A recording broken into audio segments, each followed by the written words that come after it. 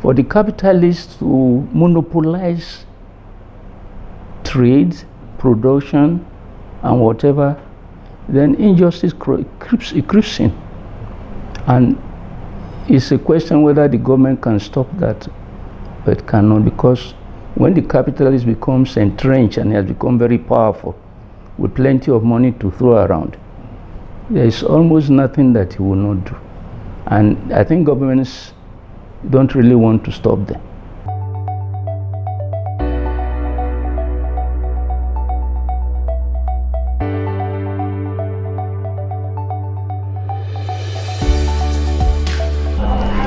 You are welcome to the platform.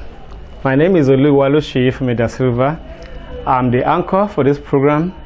The next 30 minutes to 1 hour, I'll be taking you through our guests. The platform treats issues on economy, commerce, politics, religion, international relations and diplomacy, and all issues about human endeavor. With me on the program today is Colonel Peter Kolewole Obasa, retired from the Nigerian Army. I joined the Army in 1967. I graduated from the university. Served in Nigerian Military Schools area. Served in the Nigerian Military Training College, Jaji. I served in the headquarters of the 3rd Division, Nigerian Army. It used to be called 3rd Marine or Commando Division, but at the time I was there, it was the 3rd Division Nigerian Army, headquarters at Port Harcourt. Then was sent to University of Ife for a diploma course, International Affairs. Then after that, I served in Lagos Garrison Organization headquarters, Lagos. Then served in the Nigerian Defense Academy, Kaduna. And finally served as they are styled now, Director General of the National Youth Service Corps. You were part of the soldiers who fought the Civil War. What was the experience like during the war? Technically, yes, but practically, no. I was engaged in the classroom all the time, in Nigerian Military School, teaching as an instructor. And our students were boys being prepared for the West African School Certificate, WAEC as it is called now.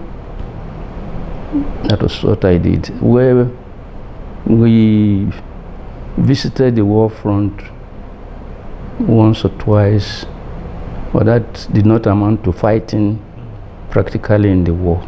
I was behind the lines, the front lines all the time.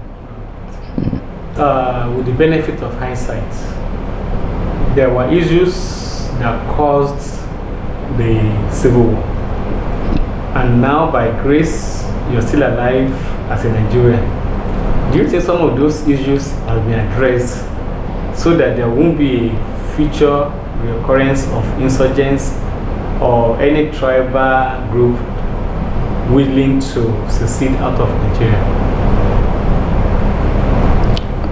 Well,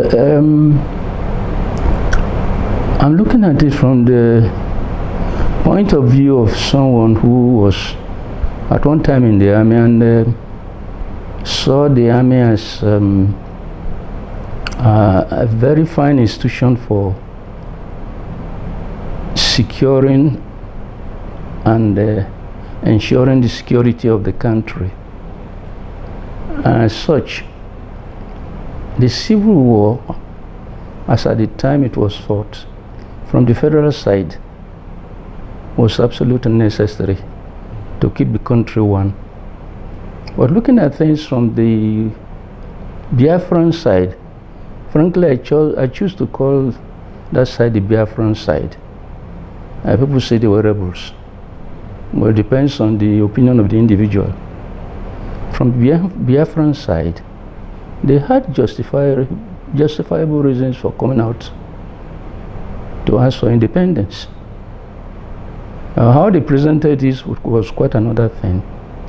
Because if I were to be a Biafran at that time, and if I were in command of the forces, frankly, I won't persecute the war the way they did.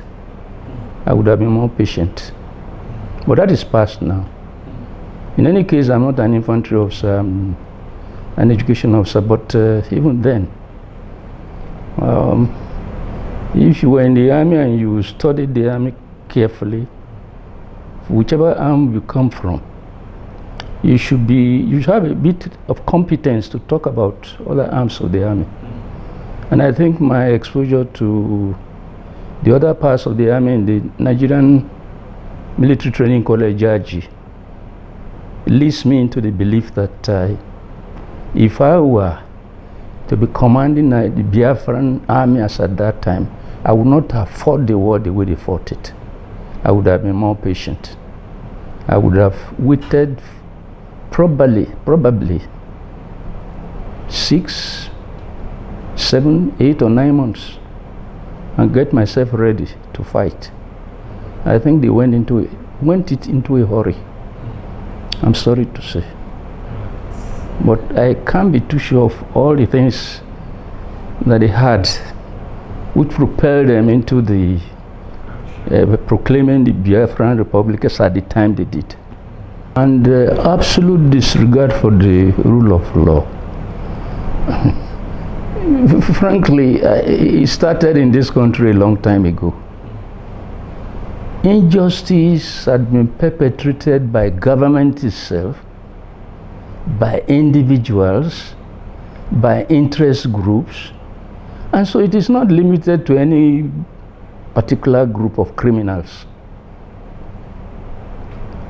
I believe that our primary problem here is our inability or our refusal to accept what is true and say what is true. We know it. I believe we do know it. We have the ability to know, to comprehend. We know. But the thing is, we don't have the will to accept, to say what is true and accept it.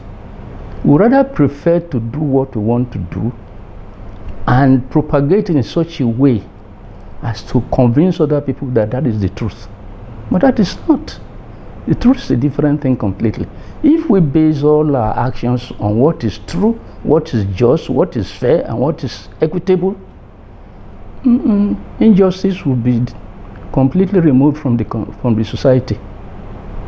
In all its forms, to be removed. A capitalist system, is it the system that is encouraging injustice because the gap between the poor and the rich is becoming wider by the day? The rich want to purchase justice to be relevant, and meanwhile the poor cannot afford justice, so they are the victim. Do you think it is capitalism that is our problem? Well, capitalism is a system, an economic system that encourages the individual to bring the best out of himself, to excel in whatever he does, and to make himself rich legally. So if it is open to everybody, fine, fair and fine. But the question is it open to everybody? Legally, yes, it's open to everybody. Anyone can do it. Anyone who has the means and the whatever can come up. But not everybody has the means. Some people who come from very poor background, but been able to elevate themselves to quite prominent positions in wealth and whatever. Others come from medium, and they've not been able to climb out of what they were brought into. The issue is that I think the government that is in power should provide a level playing ground. If it makes the laws, yes, we'll all we'll go by the laws. But if at any time and somewhere along the way there is either a provision express or otherwise that makes it possible for the capitalists to monopolize trade, production, and whatever, then injustice creeps in. And it's a question whether the government can stop that, but it cannot, because when the capitalist becomes entrenched and has become very powerful with plenty of money to throw around, there is almost nothing that he will not do. And I think governments don't really want to stop them. Then what happens to the poor, who's not been able to rise out of his poverty?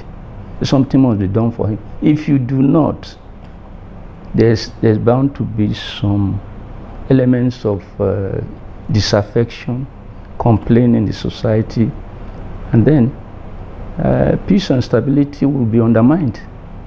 It is, I wouldn't know whether to say it became a fashion in your era for coups to come and counter coups to sit there. Do you think the way the society in Africa is built, our leaders are prepared for democracy, giving room for coup plotters?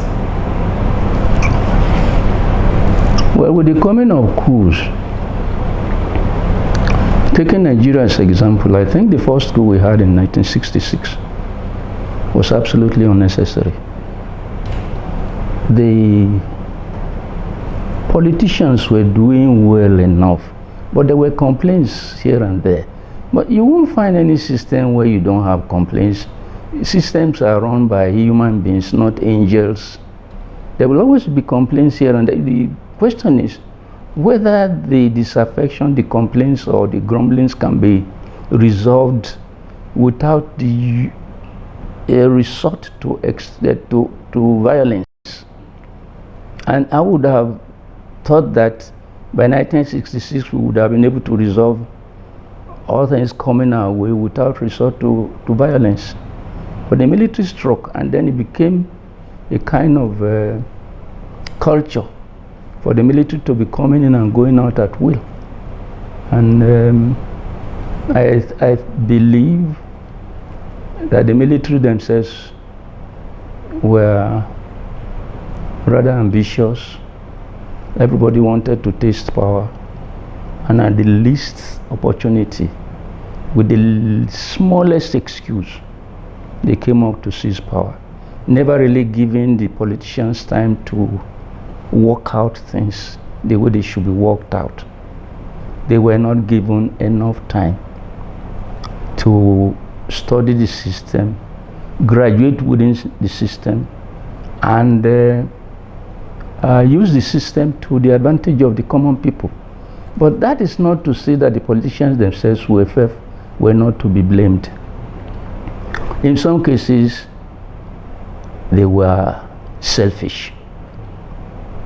And as I said earlier, Nigerians generally haven't come to the point at which everybody accepts what is true as true, say it as true, and accept it, and want to walk by it. Everybody wants to walk by what he wants, and we want to impose that on people as the truth, and it doesn't work that way. The politicians have remained very selfish, and if you look at what is happening now, oh my God. The country I knew in 1966, or in 1960 when we became independent, is not the same country now. If you look at Nigeria in 1960, it was a promising country. It was really beautiful in terms of scenery and in terms of everything you can think of. People were more friendly. You could drive from Zaria to Lagos, starting your journey at 7 o'clock in the evening. and not being apprehensive of anything along the road, except that it was a long road and that you might have tire punctures along the way. That was your only fear. You didn't become apprehensive of people stopping you to rob you or to kill you or do anything. That is happening in Nigeria now, where some people have actually set up themselves as some kind of mini government in some areas, blocking roads, kidnapping people, and doing all sorts of things. It didn't happen. It is happening now because the politicians worked in such a way as to make all these things possible. And I do believe that in some cases, the politicians themselves are actually culpable. They are probably responsible for some of these things happening. That is, they are practically involved in these things, though surreptitiously, not openly. The military too cannot be said to be blameless. They prepared the ground for all the things. When they came up to say they were cleaning the system, in some cases they did more damage than cleaning any system. And they left the system worse than they met it, because they simply didn't have an idea as to what it is to run a successful administration and to work it in such a way that they will prepare a foundation on which a successful democracy can be built. We are still tinkering around with the word democracy. We are not practicing democracy the way it should be practiced. If we were practicing democracy the way it should be practiced, we wouldn't have been having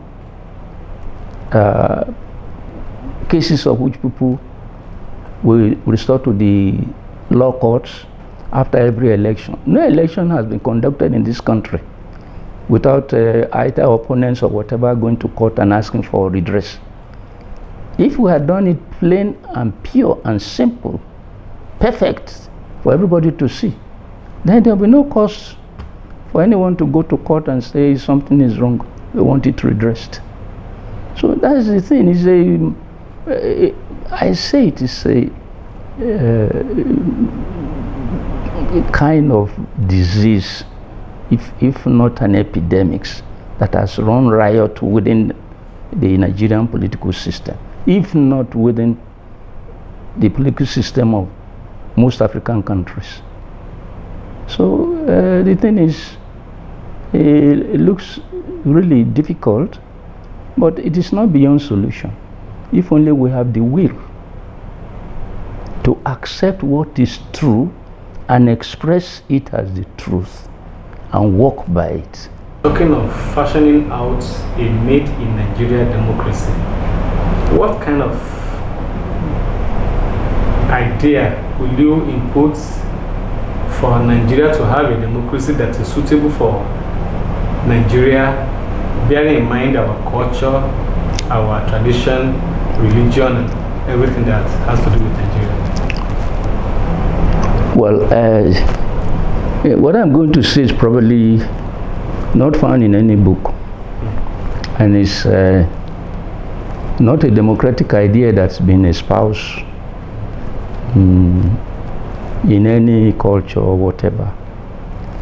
If I were to do things the way I believe that they should be done, we should go back to our basis. I mean, what I'm saying is that we should look inward. Our societies worked well, they succeeded even before the Europeans came. We had societies, we had systems that worked well enough. They survived. And how did they survive? We had our own indigenous institutions which developed, grew with us as we were developing as a people. Traditional institutions, political, religious, and all that. which we had, we stuck to them, and our societies became remarkably successful. They grew into large empires. We can talk of the Oyo Empire, we can talk of the Benin Kingdom. In the east, we can talk of the Arochukwu area there. Even in the riverine areas, we know of lords and kings who were popular, Jaja of Opobo and the rest of them. We had these people. Their institutions worked. And in some cases, they established diplomatic relations with countries outside Nigeria. That shows the extent of sophistication that they had within their system. If the system was repressive, possibly yes, but for that time, it couldn't be but repressive. They needed that to succeed. As time went on, things were refined. I know in the Oyo Empire, for example, things were so refined that even the power of the Alaafin was balanced. There were things he knew he couldn't do, because that would be doing those things against the tradition of the people. And there were penalties to be paid even by the Alaafin. We had all those. They were there in this country. Then the white man came and talked of democracy. We said, okay, democracy. Probably we didn't understand it properly. But we were talking of a government of the people. And who are the people? The generality of the people in the country. A government of the people, for the people, by the people, for the people. The people will elect. If they cannot all sit in parliament, they can elect their representatives. The elective process must be seen to be true, to be factual, to be proper, to be fair, to be equitable. That is one man casting only one vote, and that vote counting in the end. No more, no less. Is that so difficult? One man casting one vote, and that vote counting in the end. And to me, that looks very simple. If only we are prepared to be guided by what is true, express the truth, say it, accept it, and be guided by it and walk by the truth. If we do that, what we find around now wouldn't be existing at all. So, left to me, I would say we'll go back to where we were and start tracing our way, start working from that basic point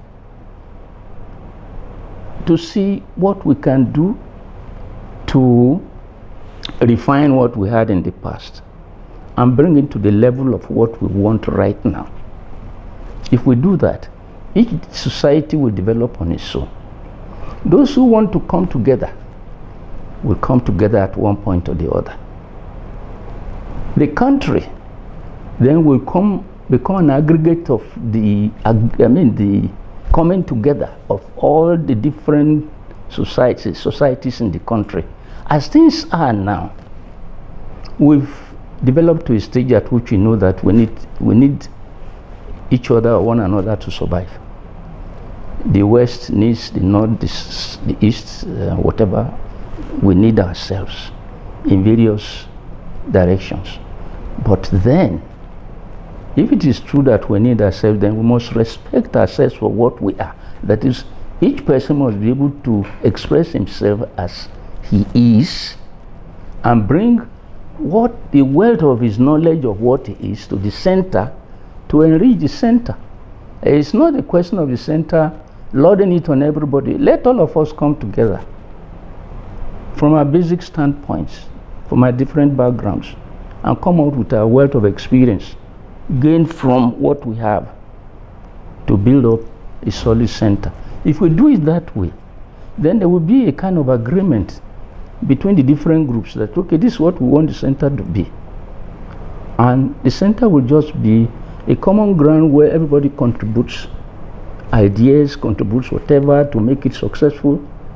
And believe me, before we know what is happening, we will be building a very solid country. And it's done like that in some parts of the world. If it is not, then let us start our own. What is wrong with us now? Do we have to be dictated to by somebody from the west or the east or from north or south or from anywhere? No. We can be what we are. And just what we need to is to bring the best out of ourselves. Remove the dross, the undesirable ones, the undesirable parts. Come out with what is best out of ourselves. And we will even be able to sell an idea to the world. Let's be what we are. I think, I don't know if I've made myself clear enough, but this is what I believe that we should do.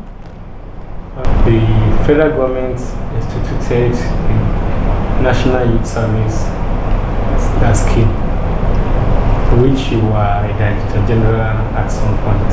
Yeah. Do you think the purpose of establishing NYSC is still relevant now? And did Nigeria make gain from the establishment? Oh yes, the youth corps is still relevant. I was at the helm of affairs there.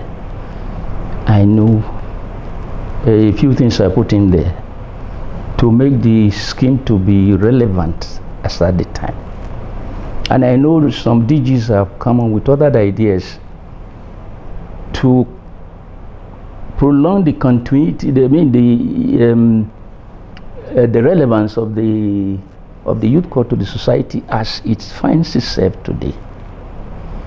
The important thing is that if the scheme continues, if it continues to grow, then it must take into cognizance what is happening in the society. It can't remain stable at a particular point and stay there. It's okay, we are stable, we are working quite well now, so we rest on our oars. No. They will continue to exploit new grounds, look at new things, how they can do new things to make this scheme successful. So they must think outside the box at all times. There were some DGs who did that successfully. I know one in particular who was, to my mind, very, a highly successful DG. He brought in a lot of new things, new ideas, and to such an extent that he went into the creation of jobs. Now, the usual thing is that the graduates pass through the youth corps after 1 year, then they start looking for jobs. But this man went beyond that to see how jobs could be created for the youth. So it's not just a question of leaving them to fish for jobs, but helping in the creation of jobs, and he did it so successfully. I really doff my heart for him. I won't name him, but he knows himself. Has become today an institution where sentiments are allowed. People redeploy almost immediately from which states they are being posted to, based on the strength of their influence, the influence they have. Do you think this should continue? Well, I really don't know exactly how that works, to be honest, because when I was there, we had some postings and redeployments on concessional grounds, like married women. We allowed them to serve where their husbands were, like people who were on in-service training uses. You will want to credit to the society at large. This is the way I look at it. And in any case, when the question of insecurity came up in the country, where people felt they couldn't be safe and secure in other parts of the country beside where the parts that they knew properly. People are apprehensive of going to certain states where bandits and terrorists were controlling large areas. And in that case, even the scheme itself, I think, thought of it and did some postings to reflect the feeling of people, so as to allay the fears of that their children will be safe wherever they send them to. I think by and large we should allow the operators of the scheme to do what they are supposed to do, and we should not put too much pressure on them to do this or do that, which will probably be against the law. We now have a government in power, a democratic government, but we have challenges with our neighbors, Gabon, Mali, Niger. Their democracy is being toppled by the military, and fear is being expressed by the day that it might soon be the turn of Nigeria. Do you also express that fear too? And what is the way out? Because recently I had some generals sent a message to the president advising him and warning him over some issues. So what's your take on this, sir? Well, anything that happens in West Africa becomes infectious, you know. West Africa is a small sub-region, and we've known ourselves in this sub-region so well that Nigerians travel from here to Ivory Coast almost on a daily basis. They go to Ghana as if they are going from Ilorin to Kano. From Lagos to Ghana is just one day journey, or a number of hours journey, and they do it frequently. In the north, if you've been in the north, going into into Niger, it's like going to the marketplace in the next village. People do it on a daily basis and they cross the boundary. I wonder if there's any boundary in that place at all. It's so porous that people are running in and out with apparently unchecked. So when anything happens in any part of West Africa, it becomes infectious, and once it does that, it's sort of run to the rest of Africa in a very short time, like a wildfire. So if there is a coup somewhere, there is a possibility there will be a coup in another place. Nobody should sit down and say his house is sitting, or he's located himself in a fireproof place far from inflammable material. No, nobody is isolated. Nobody is insulated. It can come anywhere. The issue is that we ask ourselves, why did a coup take place in Niger? Why in Gabon? Why in the other places? One thing that is clear about them now is that they are all the former French colonies in Africa. So, if they are the former French colonies, there's something very peculiar, something that is happening that is limited to the large extent to the former French colonies in Africa, and they are revolting against that thing. Well, if you look at the way France gave independence to these colonies, it's like not giving them independence at all. Their reserve, that is their foreign reserve, is in France, is in Paris, and the countries can only take out of the reserve in form of loans. I mean, can you imagine? You keep your money out somewhere, and the person keeping it for you says, you can't touch this money unless you take a loan from it. You take a loan from your own money, from your own savings, and you pay as much as 15% interest. I mean, that's not, that's imperialism. It is slavery. In fact, it's colonialism in a continuous tense. They have not left the apron strings of France. So I think that is what they are revolting against now. Besides that, the performance of their own politicians at home, their leaders at home, has not been anything to write home about. They've behaved, all of them, as if they are servants of France, put by France in this place to do French biddings and to work to the interest of France in all cases. I think the people are revolting against that.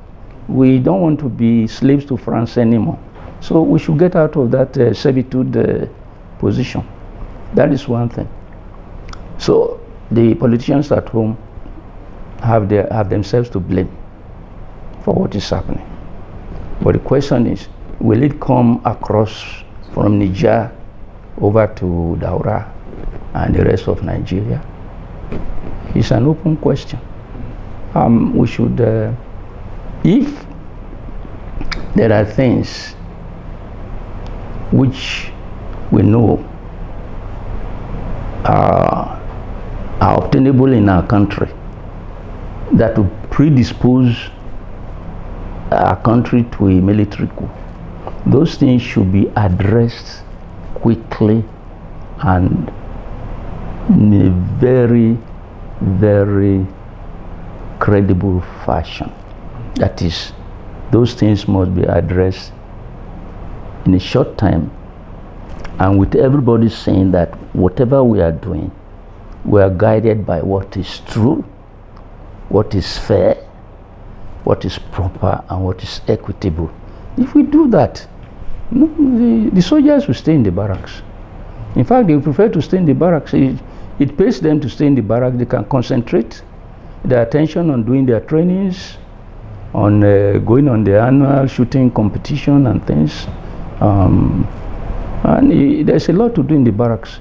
So much that if you are really committed to your soldiering life, there will be hardly any time for you to think and contemplate a coup.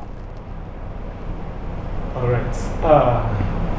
The Nigerian Army seems weakened or become incapacitated to the extent that somebody was suggesting that even the bandits can overthrow governments in Nigeria like it happened in Afghanistan. Do you think this is possible? My answer to that would be no. I know the Nigerian Army. I know the type of army I joined in 1967. It was made up of the best professional group of soldiers you could ever think of. Whether as other ranks or as commissioned officers, they were very good.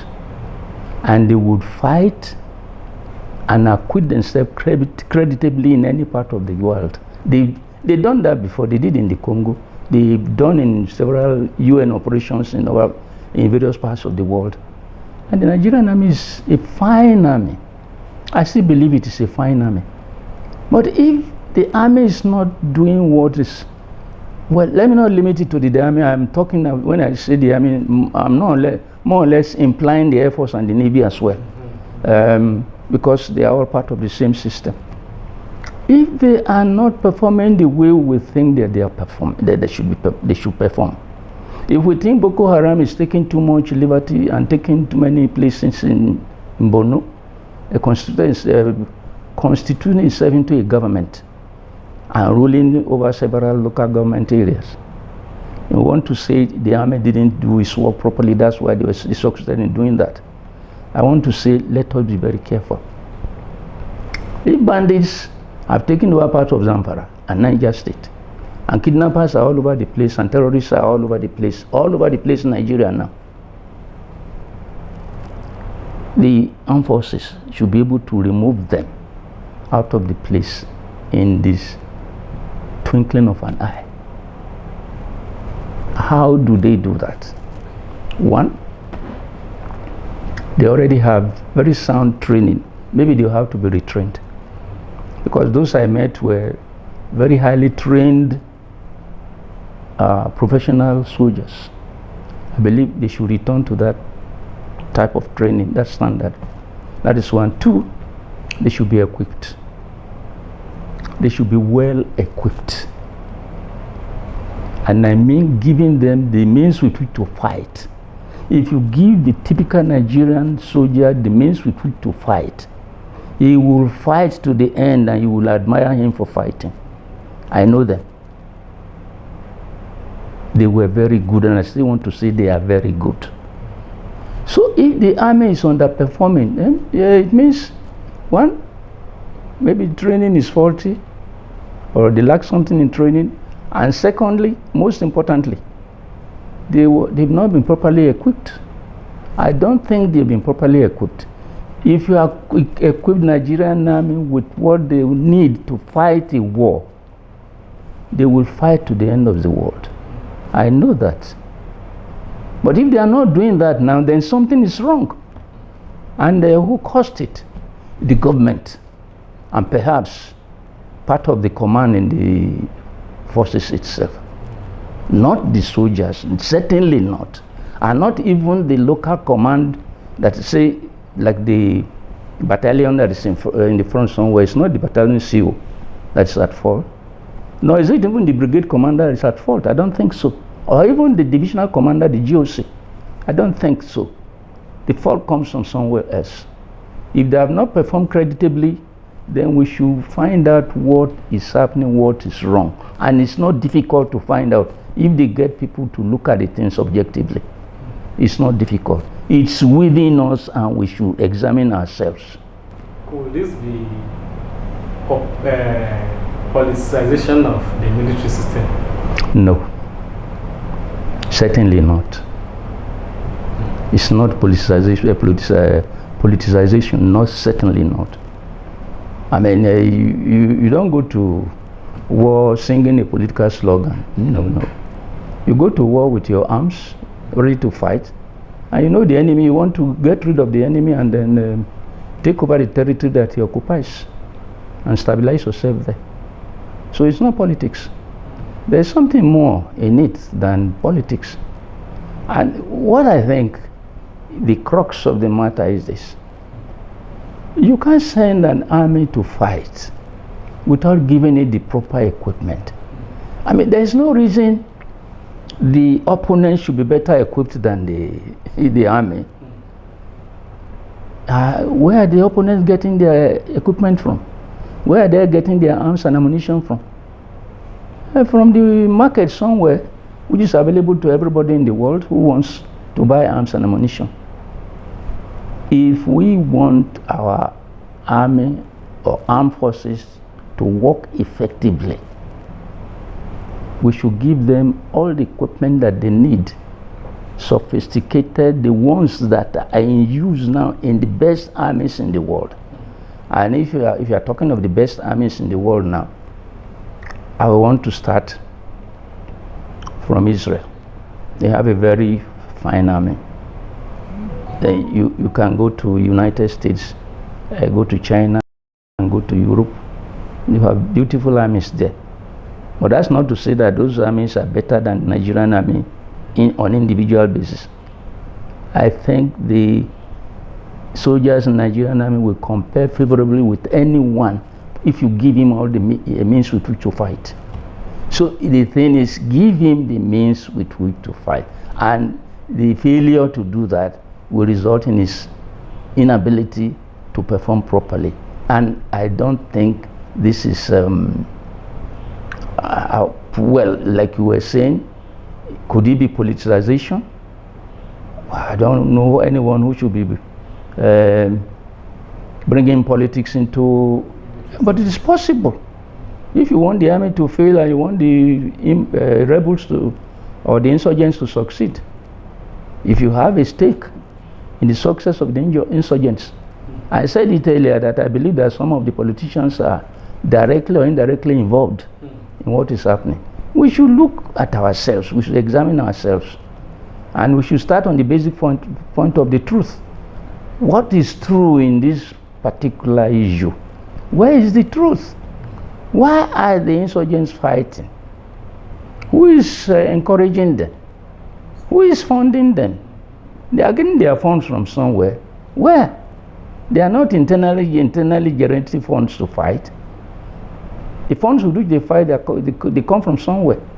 Where are they coming from? Outside Nigeria or within Nigeria? All this money they collect from hijacking people or maybe kidnapping people and getting ransom, which goes into billions and trillions of naira today. Where is the money? Is it plowed into the procurement of equipment and things like that for the rebels or the insurgents? Oh, we should examine all those things. We are leaving several things. Probably we taking things for granted and saying, oh, it's well. It's not well. It's not well. In your old age, you are still aspiring to leave a better Nigeria behind. Do you still have any dream for a better Nigeria? Oh, yes. What do I have for a better Nigeria?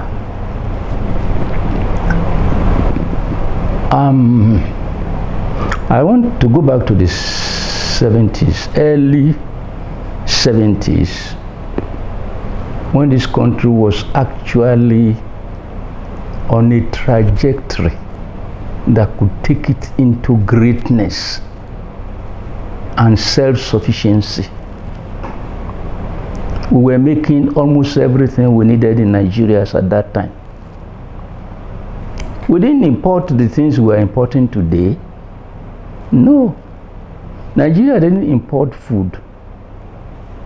If it did, little rice, yes, but we produce rice locally. We didn't import food. We didn't import palm oil. What we are importing palm oil today.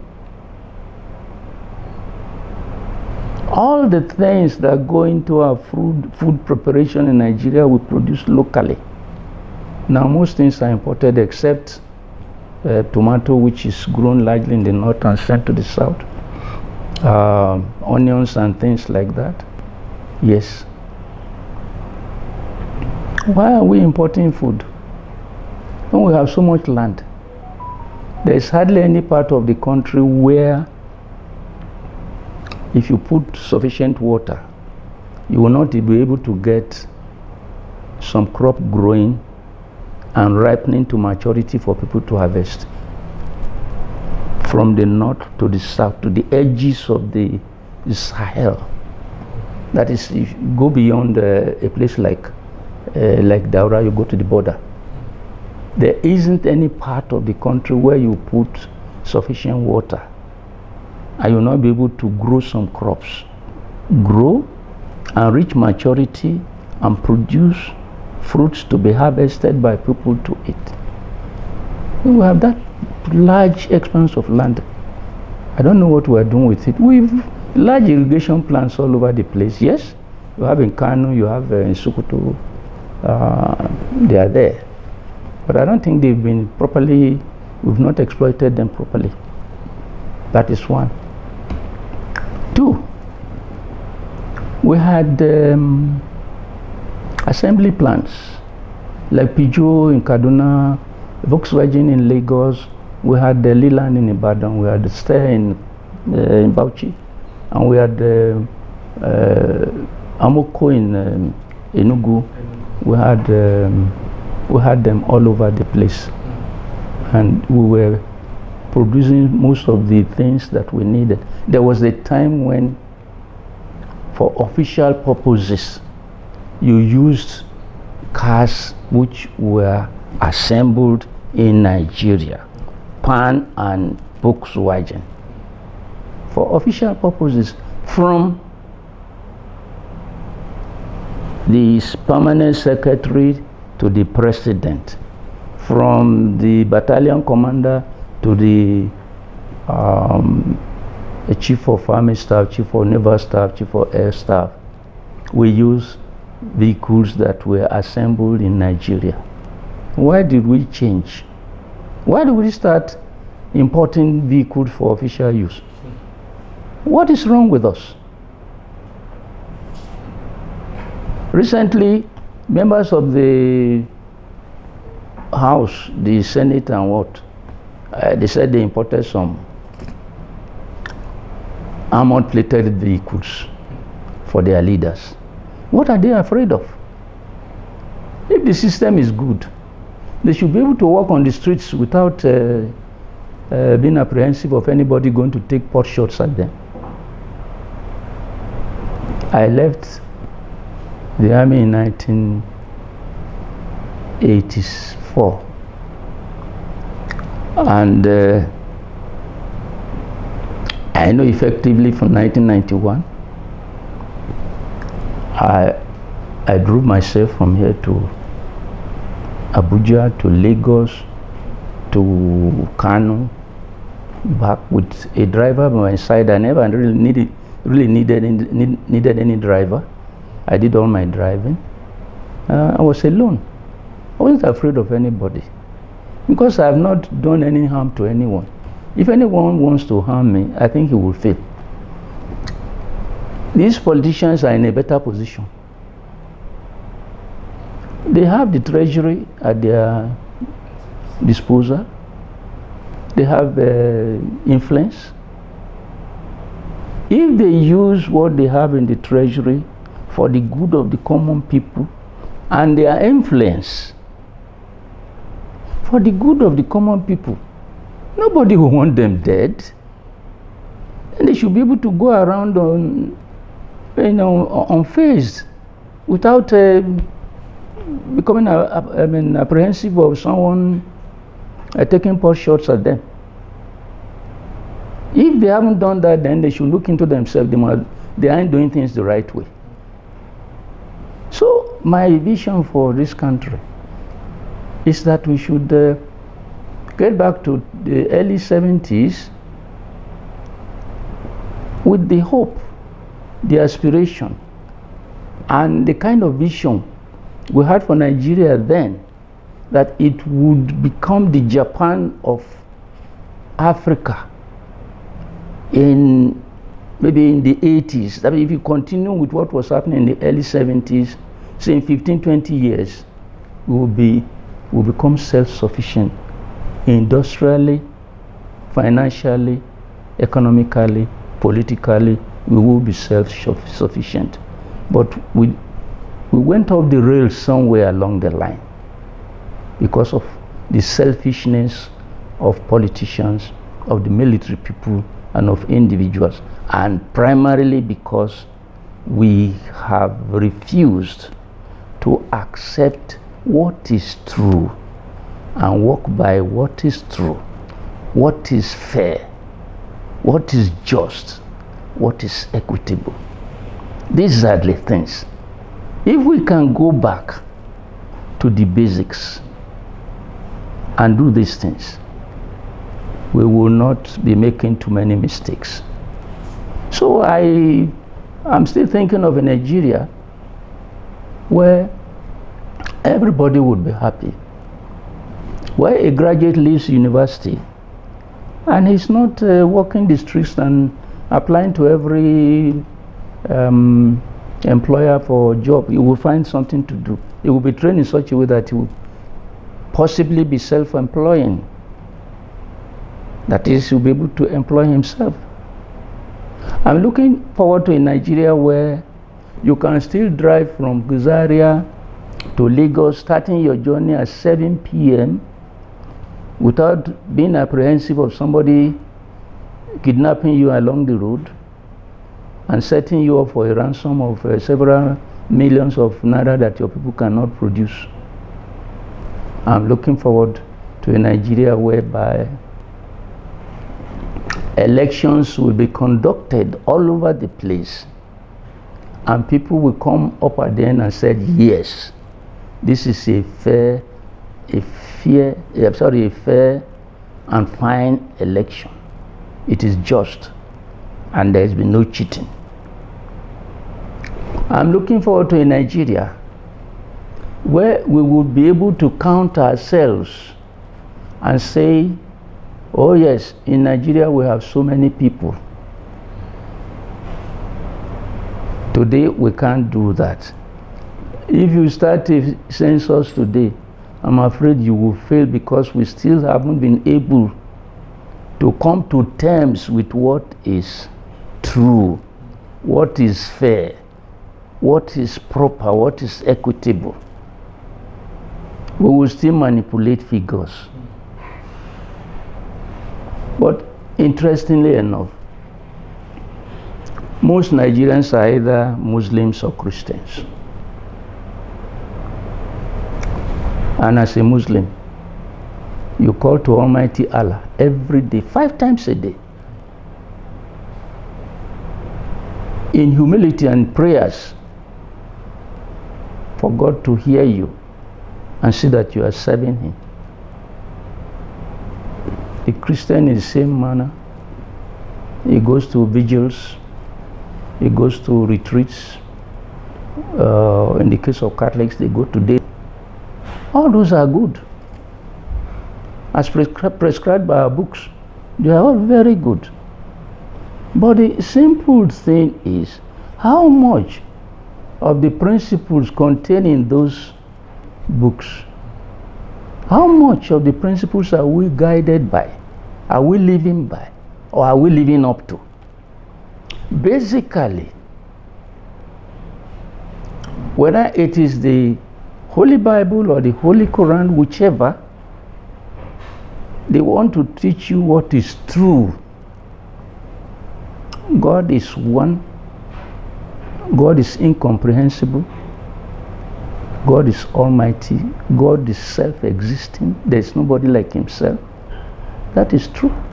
We accept it, whether Christian or Muslim, yes.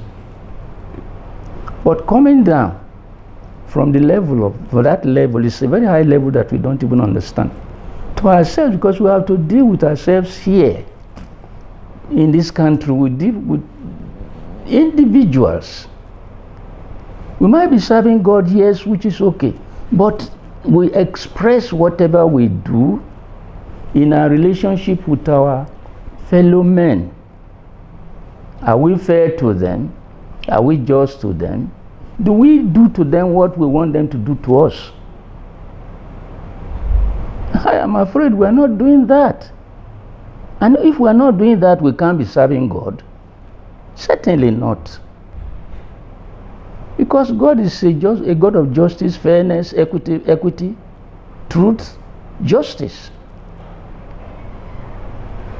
So I think we should look into our various religions and then ask ourselves once more, are we doing what the prophets told us to do? Because you cannot really claim that you are serving God if you are suppressing your neighbor, if you are oppressing him, if you deny him of his rights, and if you don't deal with him on the basis of what is true, what is just, what is fair, what is equitable.